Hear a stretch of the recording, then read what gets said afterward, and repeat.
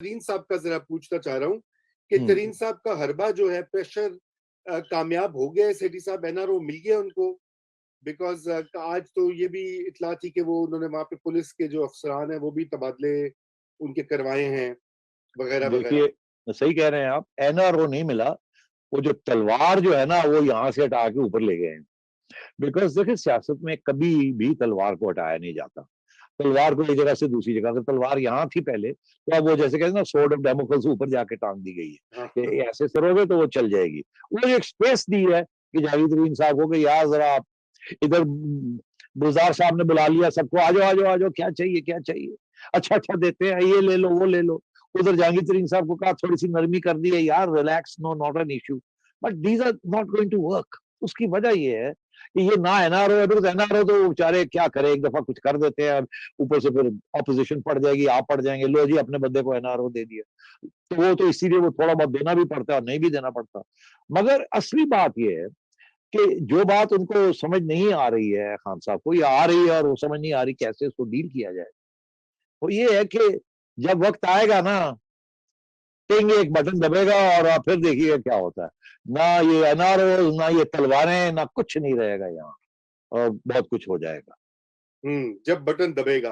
तो button button दबाने के लिए शहबाज शरीफ साहब आज तैयारी नहीं कर रहे? शायद कि वो दोबारा से कोशिश कर रहे हैं ऑपोजिशन की पार्टीज को वापस लाने में पीडीएम में, या एक मुतहदा ऑपोजिशन लीडर का रोल इनसाइड द पार्लियामेंट और आउटसाइड वो अदा करने की कोशिश करें। तो आपके ख्याल से क्या उनकी गेम क्या है, ऑब्जेक्टिव्स क्या हैं?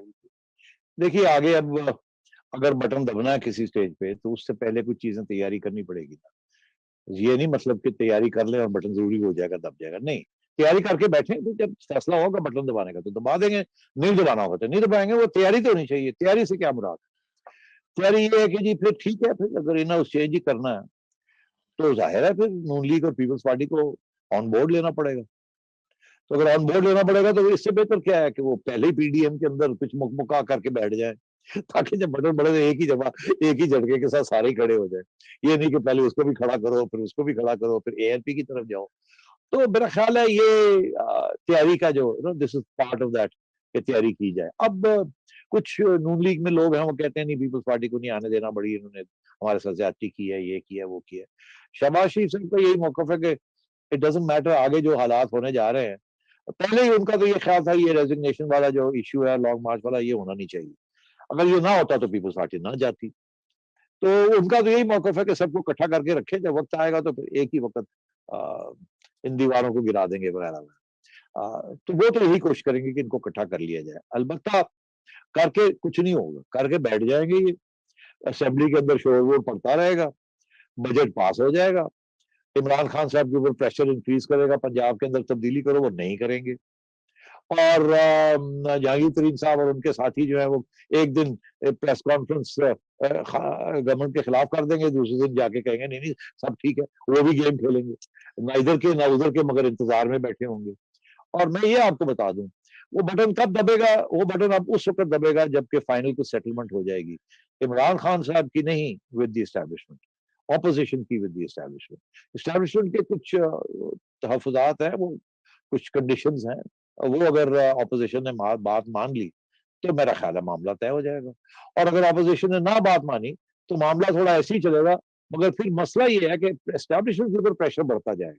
इस ऑपोजिशन ने 3 साल काट लिए, ढाई पौने 3 साल काट लिए, वो 1 साल, अब 2 साल और काट लेंगे, डेढ़ साल और काट लेंगे। मियाँ साहब तो यही कहते हैं ना, नवाज शरीफ साहब, क्या फर्क पड़ता है, इसको अपने पाँव पे कुल्हाड़ियां और मारने दो और मारने दो और मारने दो, लोगों को और नफरत हो, ताकि एक ही दफा जब जाए तो जाए, खत्म हो जाए। अभी जाएगा तो हीरो बनने की कोशिश करेगा कि जी मुझे निकाल दिया, मैंने एनआरओ नहीं दिया था। रहने दें इसको, एनआरओ ना दे, बैठे और अपनी और तबाही करे। मगर फिर कुछ लोग हैं वो कहते हैं नहीं, अब इतनी मीशत गिर रही है, बहुत आइसोलेशन हो रही है, एस्टैब्लिशमेंट की भी बदनामी हो रही है, अभी इसको फारग किया जाए और कोई अच्छा सा इंतजाम किया जाए। वो अच्छा इंतजाम यही है कि एक साफ और शफाफ इलेक्शन हो जाए और एक दूसरे के साथ एस्टैब्लिशमेंट ऑपोजिशन में बैठ के ये बात तय कर लें कि भाई आप अपने दायरे में रहेंगे, अपने दायरे में रहेंगे, कोई इंतकामी कार्रवाइयां नहीं होंगी और अल्लाह खासा मुल्क को बचाएंगे और चलेंगे। अब वहां आके बात रुकी हुई है कि उसकी मोडस ऑपरेंडी क्या है, वो किस तरीके से होगा, कैसे होगा, कौन क्या करेगा वगैरह वगैरह। तो वो जब तक शहबाज शरीफ साहब जाके नवाज शरीफ साहब को कंसल्ट नहीं कर लेंगे, बात आगे नहीं बढ़ेगी, इसीलिए उनको रोका हुआ है। ये जाएगा तो फिर कुछ तय हो जाएगा, फिर जब तय हो जाएगा तो फिर मेरी छुट्टी हो जाएगी। इसलिए यही है कि उधर इनको यहीं रोक कर रखा जाए ताकि ये जा ही ना सके। टेलीफोनों के ऊपर कैसे कॉम्प्लिकेटेड मैटर्स डिस्कस होते हैं, ये खाता है। तो जी। उस सिलसिले में कल ही एक हेयरिंग है सुप्रीम कोर्ट के अंदर, लेकिन ऐसा लगता है कि वो हेयरिंग हो नहीं सकेगी, क्योंकि हुकूमत ने लाहौर हाई कोर्ट के फैसले को चैलेंज किया था, जिसमें फैसला हुआ था लाहौर हाई कोर्ट का कि उनका नाम ब्लैक लिस्ट से निकाला जाए। अब क्योंकि शहबाज शरीफ ने वो दरखास्तें ही वापस ले ली, अमल दरामद वाली भी और कंटेम्प्ट ऑफ कोर्ट वाली भी, क्योंकि अब ब्लैक लिस्ट में है नहीं, अब ईसीएल पर है।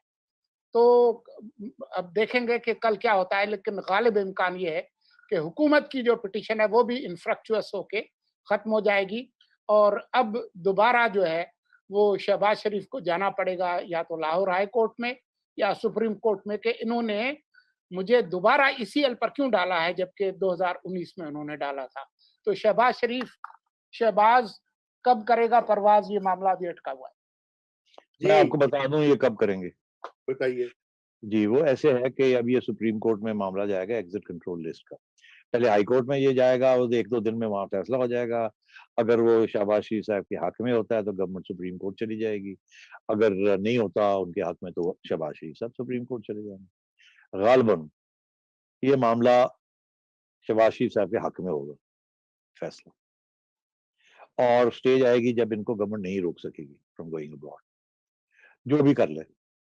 और जब ये ऐसे होगा उसको सिर्फ देर होगी इस चीज की कि क्या यूके के अंदर और रेड लिस्ट से पाकिस्तान निकला या नहीं निकला। क्योंकि ये मामला प्रॉब्लम बन गया है कि इट्स नॉट इनफ कि आप यहाँ से वो कतर चले जाएं या किसी और जगह पे चले जाएं, 10 दिन वहां गुजारें और वहां से फिर आप लंदन चले जाएं, ये अब चलता नहीं है। अब वो जो सारी इंटरिम कंट्रीज थी ना, वहां से भी यूके वालों ने कहा कि नहीं, आप दुबई से नहीं आ सकते, कतर से नहीं आ सकते, स्पेन से नहीं आ सकते, पोर्तुगल से नहीं आ सकते, टर्की से नहीं आ सकते, ये नहीं, यहाँ से जाएं 10 दिन वहां से गुजारें आ जाए, ये नहीं हो सकता। तो वो भी रुक गया है। अब मुझे ऐसे लगता है कि जब तक वो ग्रीन लाइट नहीं आएगी, और ग्रीन लाइट जो है वो हो सकता है 15 दिन में आ जाए, हो सकता है 2 महीने में आए। अभी क्योंकि पहले आपको याद होगा कि उन्होंने पाकिस्तान को और बांग्लादेश को डाल दिया था रेड लिस्ट में, और इंडिया को नहीं डाला था। तो बड़ी एहतजाज हुआ, शोर पड़ा कि यार वहां तो बहुत ज्यादा हालात खराब है, आप इंडिया को डाल नहीं रहे और हमें डाल दिए। अब उन्होंने इंडिया को भी डाल दिया। अब मेरा ये ख्याल है कि वो, ये मुमकिन मुश्किल लगता है मुझे कि वो पाकिस्तान को खोल दें या बांग्लादेश को खोल दें और इंडिया को ना खोलें। तो वो इसलिए वो, क्योंकि इंडिया में हालात बहुत खराब हैं, तो ये ऐन मुमकिन है कि वो 2-3 महीने ठहरे ताकि वो एक ऐसी स्टेज आए कि तीनों के लिए खोल दिया जाए। बिकॉज इंडियंस, बांग्लादेशीज, पाकिस्तानी वो इक्वल किस्म की पॉपुलेशन है। Well not equal but major population से इमिग्रेंट्स की वहीं से है, साउथ एशिया से। तो बट इन एनी केस अगर पाकिस्तान को खोल देते हैं तो उस वक्त तक शहबाज शरीफ साहब के मसले जो है ना, ये एग्जिट कंट्रोल वाले और रुकावट वाले, ये खत्म हो जाए।